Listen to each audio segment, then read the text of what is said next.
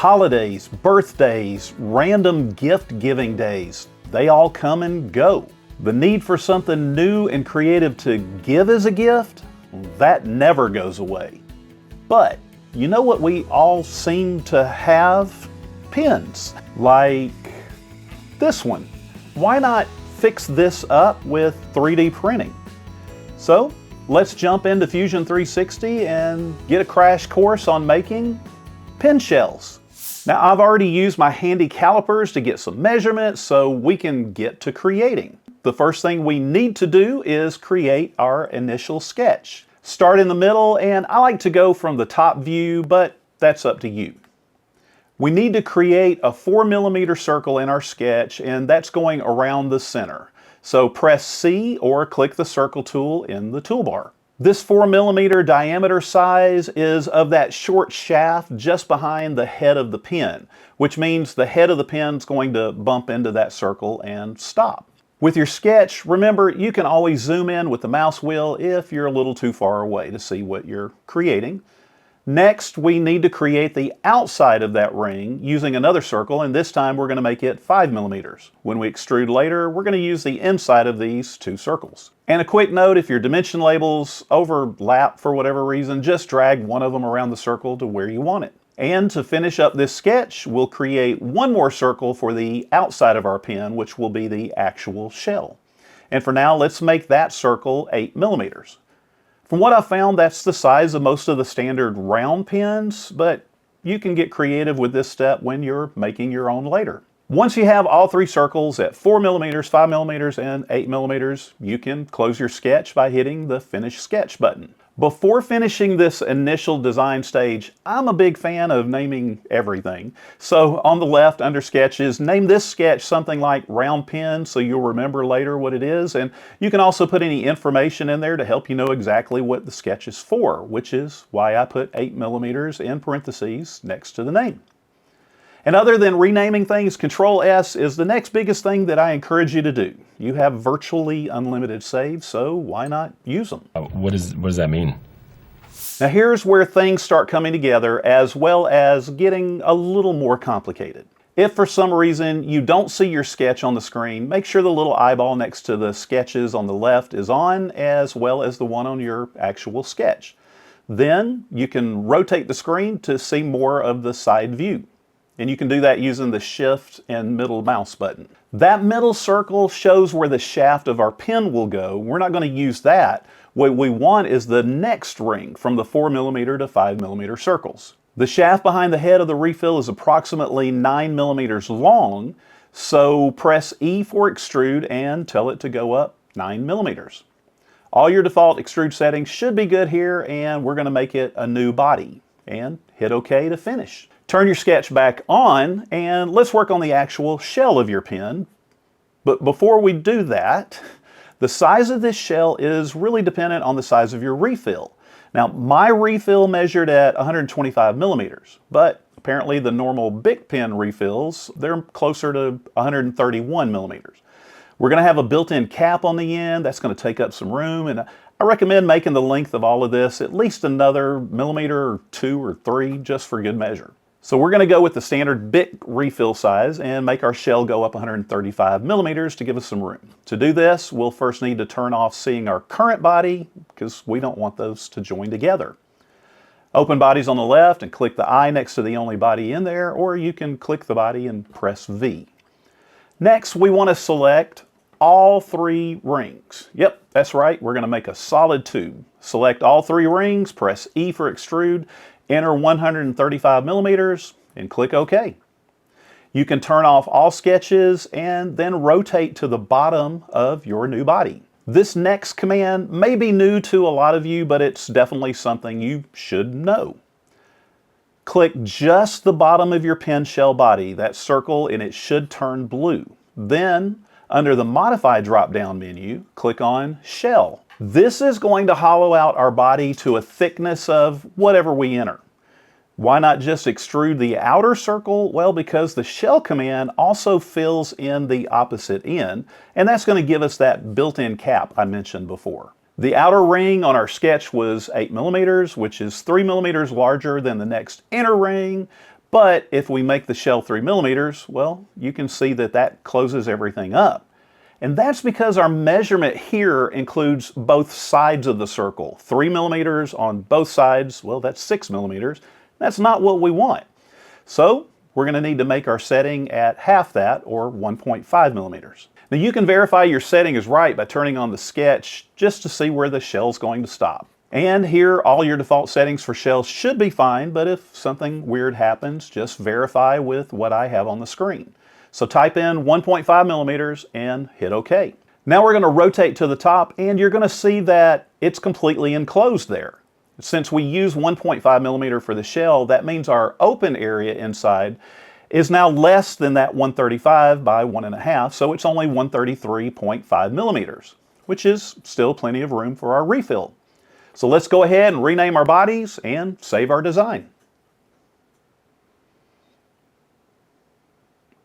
There are plenty of ways to do this next part, but I found this one to be easy, quick, and repeatable. The first body was 9 millimeters long, and we definitely want our pen shell to have that same kind of angled design, you know, at the bottom that all pens have. Well, what that means, we're going to have to decrease the length of the bottom of this shell. And we can do this with either the Q command for push, but I personally like to stick to extrude. So click the inside of the bottom of your shell, press E, and extrude up your shell by -7 millimeters. Now this should make that area turn red, meaning it's cutting away just that part, which is what we want. And then you can hit OK. Now, just to kind of verify, let's turn on the view for our shaft body. And if we select that shaft body under the bodies folder, it's going to turn blue, and you'll see that that additional 2 millimeters is up inside our pen shell. At this point, you may think we're almost done, but I bet some of you have already seen a problem. When designing and planning your model, it's okay to use exact measurements just to get everything laid out. But 3D printing and the real world, well, it doesn't always work out the way we want it. But why? Why? When making designs, it's common to make sure everything fits by doing test prints. That means you take your design, drop it on the slicer, chop off everything but what you need that connects to the shaft, and print just that part. And that's exactly what I did so that you don't have to. And that's when it became apparent that making the whole 4 millimeters for a 4 millimeter shaft on the refill, well, that's not going to work. What we need is to create what we call an offset. Now, why didn't we just do this at the very beginning when we made our sketch? Because I wanted to walk you through the whole design process as well as show you a few things you can do inside Fusion 360. First, we could use the actual tool for offsetting called Offset Face. But in this case, there's an easier and better way to change the offset size, and this has the added benefit of having the offset already applied for any other designs we use based on this sketch. So let's use the timeline. You'll find the timeline on the bottom of your Fusion 360 screen, kind of on the left there. The very first icon should be the first thing we created, our sketch. The great thing about the timeline is that any changes you make here, it's just as if you went back in time and did them when you first created it. I'm back from the future. Which means everything else after that change also gets changed. Let me show you. Right-click, like I said, on that first icon and click on Edit Sketch. Zoom into your sketch to see it better if you need. Now, we're going to double-click on the inner circle sketch dimension amount, which is currently 4 millimeters. And when that box opens, we're going to add an offset of 0.15 millimeters. Offsets don't have to be a whole lot, just enough to allow that shaft to move into place. So that means adding that 0.15 millimeters makes it 4.15 millimeters. Now we want to keep that 1 millimeter thickness for strength and support, so we're going to do the same thing for the 5 millimeter circle and change that to 5.15 millimeters. Then click Finish Sketch. And now we have one more change, this time to the outside shell. It really wouldn't be a problem to let these overlap a little bit, but it could be an issue later if we reuse this sketch for other designs. We had the inside of the shell right at 5 millimeters, which was the size of the shaft, but now that shaft has increased by 0.15 millimeters. So once again, go to the timeline, right-click on the shell, and Edit Feature. And just a note, by changing the names of your bodies and sketches, you'll notice that they also get named in the timeline, which makes finding the right one really easy. All right, so once you're editing the shell, we need to reduce the inside by 0.15 millimeters, but remember, that's the total amount for both sides of the circle. So we're going to reduce that 0.15 millimeter amount by half. That's going to be 0.075 millimeters. And yeah, this feels complicated. I'm no math whiz, as I've told you before, but I actually just played with it till it came out right. So the number we need is 1.5 minus 0.075, so 1.425 millimeters. Now, all future designs using this sketch are going to be correct without needing to add an offset. I've always heard that you should save adding fillets and chamfers to the very end, and making those timeline changes proves the point. Had we filleted and chamfered sooner, we'd have to remove them and do it again, or at the very least make a lot of fixes to them. And that leads us to making these two bodies flow into each other, giving us something that looks more like a regular pin. Select the outside ring at the bottom of your shell. And we could round this off with a fillet, but I like starting with a chamfered edge. For some reason, chamfer doesn't have a keyboard shortcut in Fusion 360, but we can get to it by pressing S to bring up our shortcut menu. Type in chamfer in the search box there, and if you want to, you can add it to the top so you don't have to type it in every time. Just click that up arrow on the right. And here's where we have choices to make. Since we stopped at 7 millimeter on our shell, we have that internal 2 millimeters of the shaft to play with, meaning we can thin out the shell without losing a lot of strength. Going with the current settings for a chamfer, we need to use the same number we use for the shell, 1.425 millimeters. But that gives us a chamfer with a pretty sharp and steep edge. So let's fix that. On the right in the chamfer menu, you're going to see the type setting is set for equal distance, and that means the size and angle are both the same. While this works great in a lot of cases, it's not what I want here. Let's change the type to distance. Now you can either drag the arrows, enter a number next to the arrows, or just change them in the menu. We want the inside ring to be flush, so leave it at 1.425 millimeters. The top ring, however, can definitely move, at least a couple of millimeters and probably even more. While we're here, let's go ahead and look at that third type of chamfer setting called distance and angle. This one moves your chamfer edge up, but also allows you to adjust how steep that angle is. It's a little harder to get a handle on, but depending on your design, this might help you a lot in the future. But for now, let's stick to the 2 distance type. Back to that, let's set them to 1.425 millimeter for the bottom, and let's try 3 millimeters for the top. Then hit OK. A quick note here, had we cut away our shell to go up, if we'd have done 8 millimeters instead of 7, we'd have less room to chamfer. We'd only have 1 millimeter on the inside before we affected the actual strength of the part, and that would also leave us with a quicker, sharper edge. If we had done 6 millimeters or even 5 millimeters, we would have a lot farther to chamfer, and that means it would be smoother and more subtle.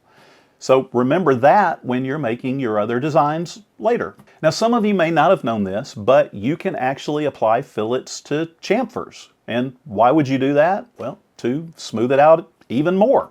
And I think that's definitely needed at the top edge of our chamfer there, so select that ring, the top edge, and press F for the fillet command. Even a 1 millimeter fillet makes this edge look so much better, but experiment, see what looks good to you.